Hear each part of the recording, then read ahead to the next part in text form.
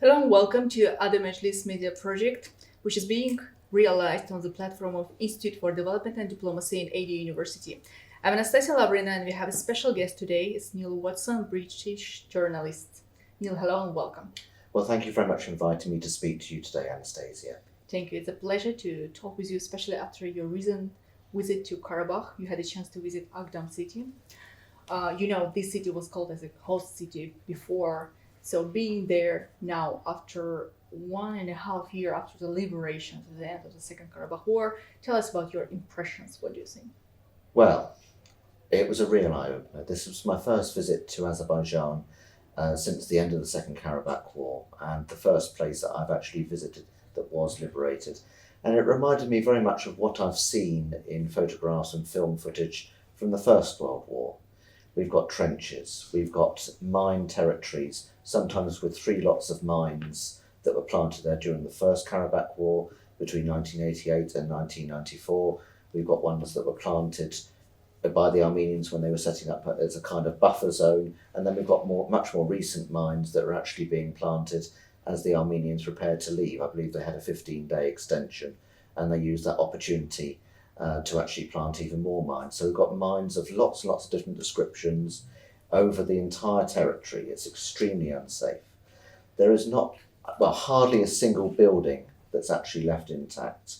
And in my understanding, what happened is that the Armenians did their best to destroy as much as humanly possible to make sure that there was no way that the Azerbaijanis could even consider going back. Plus, it was a deterrent to actually stop them going back to any of the other territories that they're actually taken. And then, of course, as I say, it was a buffer zone, so they made no attempt to actually use the land itself for their own purposes, to build houses there, to use the agriculture, to maybe use whatever factories or so forth. I understand it was a very rich area in terms of produce, of agriculture, before the First Karabakh War. They made no attempt to use any of that because they just were using it as a buffer to stop the Azerbaijanis from trying to retake their territory. So I knew it was going to be very bad, but the destruction that I saw was absolutely extraordinary. And to think this happened, comparatively recent times is just amazing. To think it's actually been left like this for such a long time. Plus, there was things like the desecration of graves that I saw, which it doesn't just not just a war crime. It's actually against humanity itself to actually desecrate graves, to go into them, to extract the gold teeth from the bodies, and then to discard the bodies as if they're some kind of refuse afterwards. So the actual graveyard that I went into actually has got no graves in it at all. All the bodies have gone. And also they've done the same to the buildings as well. They've been ransacked, they've taken all the wooden carvings, any materials of any value were taken away, either used in Armenia or sold to Iran, I understand. So it was devastation on a level I hadn't really expected, and also across such a very wide territory as well. It was a very, very big region. But at the same time, Azerbaijan is dealing with reconstruction almost more than 1.5 years already. Yes. Did you have a chance to see any kind of new technologies being implemented there? To a very limited degree. I think actually building the road that I went on probably has taken an awful lot of time to get it to that point, because obviously all that territory had to be demined. But most of it is very, very... The key element is demining. Yes, yeah. Most of it is still very heavily mined before we can even think about building any new structures there. I did see a few buildings going up, and obviously those areas have been demined. I saw some freshly demined territory as well, and there were a couple of places where we could stop for refreshments and so forth, which obviously have been made safe.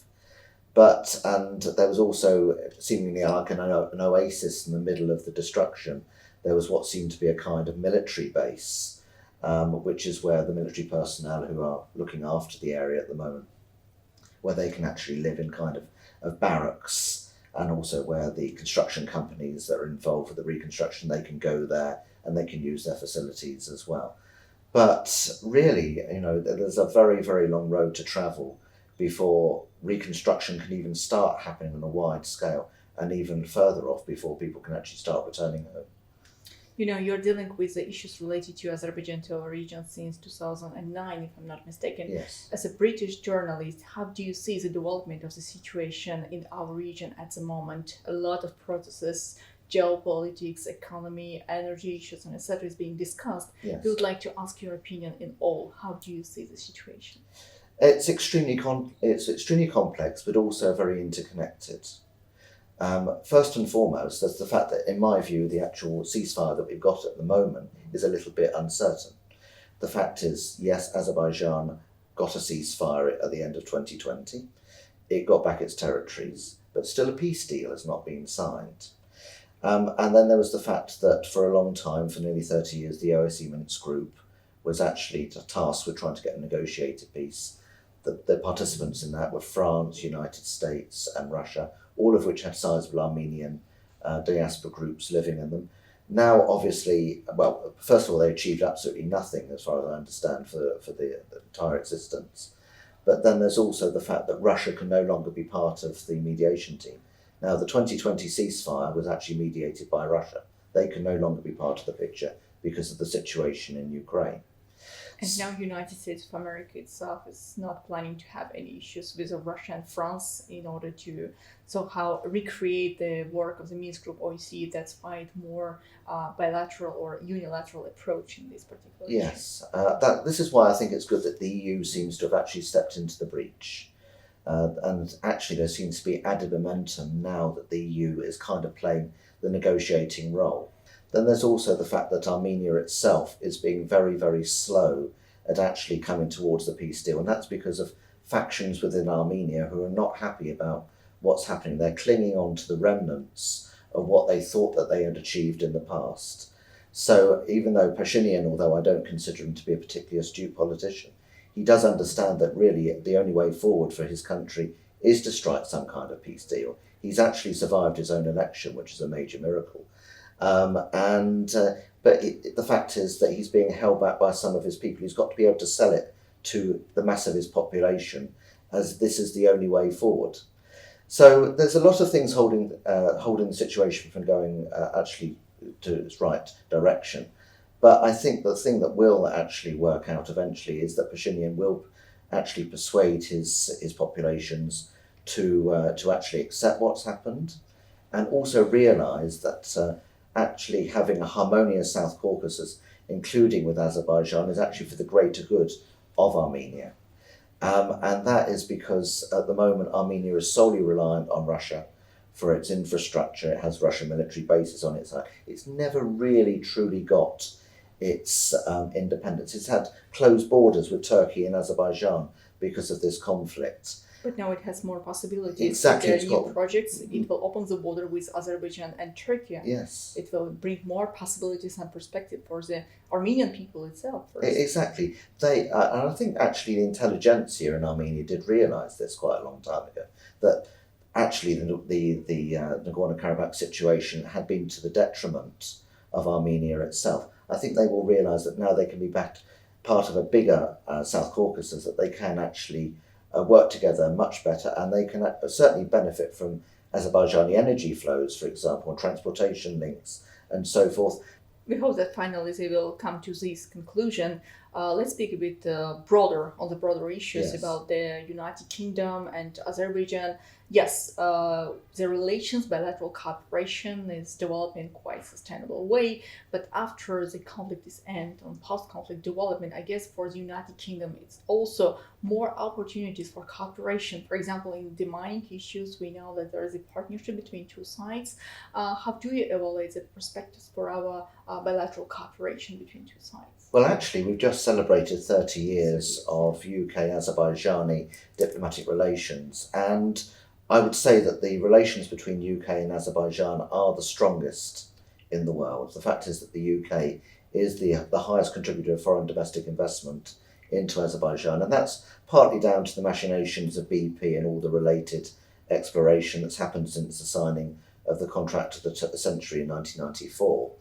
And it's very logical that Azerbaijan comes to the UK with regard to these kind of issues, demining issues, defence issues and so forth.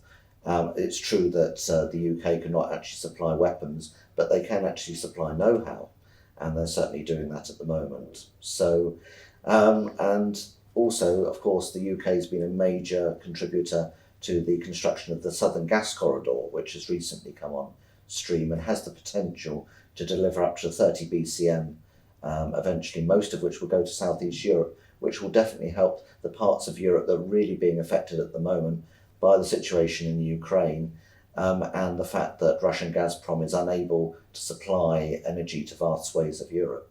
Obviously, the major thing still is energy, but certainly in terms of agriculture, IT and many other sectors, the UK is extremely active. Yeah, and UK is one of the governments the countries which immediately supported Azerbaijan in this peace process development in the region, and we know that the UK ambassador is actively visiting the liberated territories and participating in different projects. So, in my opinion, also there are many prospects and possibilities for cooperation to be even large, expand. Exactly. The UK, although it's not a major producing nation these days, it's certainly there's a lot of know-how and a lot of technologies in all sectors coming out, and I think there's every intention that this will expand in the future. So another very important issue is about the internal situation in the UK. We know that Boris Johnson survives no confidence votes, which has held recently, and overall the situation itself in the UK is not very good with the energy prices and energy sources prices due to that situation in Ukraine. So my next question will be about how do you see the internal situation in the UK to be developed, the position of Boris Johnson and overall? Yes, I mean it's certainly true that at the moment the economic situation in the UK is not very strong. Energy prices have gone up astronomically. I would say that fuel prices for cars have actually doubled over the last few months, and that's all because of the Ukrainian situation. And so when fuel prices go up, it means the price of everything goes up, because in the UK agriculture is relatively low level. Everything has to come in from mainland Europe. How does it get there? It has to get there by road or by train. Those run on fuels. So the fact is that everything has gone up in price because of that. Plus we live in a relatively cold country. Everybody needs to heat their homes. The price of that fuel has gone up as well. So a lot of people are actually struggling at the moment. And I would say that actually the mass of the population do not feel that the government has been dealing with this particularly well, because they're not anticipated. Just as they've not anticipated COVID from happening, they didn't anticipate the situation in Ukraine to deteriorate so much, and that the knock-on effect of the fuel prices going up. But the government in the United Kingdom is trying to fix these issues. It's trying, and it's trying to do it via taxation and so forth, and reducing taxation. But then there's a problem because, UK, like the rest of the world, hasn't really worked for 2 years, and the economy and many businesses have been actually paid out of public funds, so they didn't go into receivership. So it comes on the back of the COVID situation and also the Brexit as well, because the Brexit itself, because certain elements of Brexit in terms of taxation and so forth have not been thought out properly in advance. That also meant that a lot of goods were going up in price anyway because of that. By the way, I just read the news recently that the United Kingdom is trying to have another document or something which will deal with the relations with the European Union rather than that one which was accepted after the Brexit itself. Yes, I think this actually is a common sense approach. They realise that we can't have another referendum on Brexit. It would be ridiculous, and actually it would look very, very bad for the ruling Conservative Party if that actually happened. But I think they do realise that many elements of the Brexit were not adequately thought out before it went through, which is deplorable, because it was going through for 2 years, and these very basic elements of legislation were not thought out in advance. So that's very bad. But also, as you say, with regard to Boris Johnson, there was an issue, I don't know if your viewers are aware of it particularly, but at the very height of the COVID situation, the crisis in the UK, when there was the lockdown and officially people of the same family were not supposed to be meeting, Boris Johnson and the members of the Conservative Party, the ruling party, they actually had parties into which outsiders also were invited. And this came to, basically he was breaking his own laws and his own advice to actually do this. And that meant that some elements of the ruling Conservative Party felt that there should be a vote of no confidence against him, and that he should be ousted and replaced by someone else as the leader of the party and also the Prime Minister. I'm glad to say, in many ways, that he did actually survive this. I'm not saying he's the best politician we have in the UK, but I do think that he's the most experienced politician, and he has been through some crises during his premiership. So he did actually survive this vote of no confidence. Yes, let's see how the situation will be developed. Neil, thank you so much for joining our program today. It was a pleasure to talk to you. Wish you good luck and good health. Thank you so much. Thank you. Just to remind, you watched Adi Majlis program, and our special guest today is a British journalist Neil Watson. I'm Anastasia Lavrinas. Stay with us and see you in the next edition.